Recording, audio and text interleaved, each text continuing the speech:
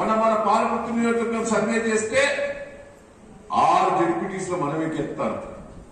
బాగా సర్వే మనకే ఇబ్బంది లేదు. దయచేసి మీరున్న కాడికి గట్టిగా ఉండండి. ప్రజలలో మనోధైర్యం చెప్పండి. ప్రజలు తయారున్నారు. కేసీఆర్ పోటీయాలే, దయన్న పోటీయాలన్నారు. కానీ ప్రజలలో మీరు తిరిగితే ఇంకా లేస్తారు.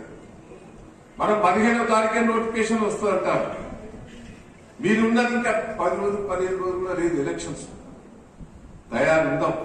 మీకు ఒకటి హామీ ఇస్తున్నా, ఈ ప్రభుత్వం 6 నెలల కంటే ఎక్కువ ఉన్నది. 6 నెలలు ఒకటి పడిపోతుంది. రాసి పెట్టుకోండి.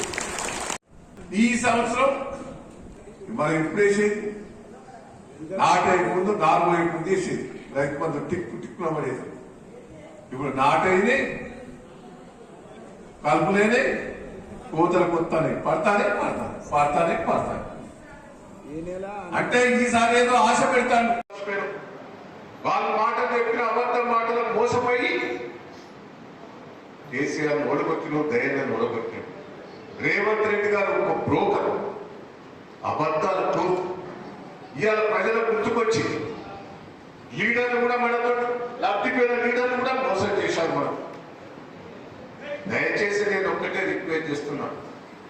ఇవాళ ప్రజల్లో ఒకటి ఉన్నది, దయేంద్ర మళ్ళీ ఎప్పుడు వస్తాడా అని, కేసీఆర్ ఎప్పుడు వస్తాడా మళ్ళీ ఓట్లేద్దామనేది ఉన్నదా లేదా? నేను ఎట్లయినా గెలుస్తా. కేసీఆర్ ముఖ్యమంత్రి ఖాయం, దాన్ని ఒక్కడు ఆపలేడు. కానీ దానికి ఎన్నికల్లో ఒకట ఎంపీటీసీలను జడ్పీటీసీలను గెలిపించుకునే బాధ్యత రేపు మనలో కూడా ఈ సందర్భంగా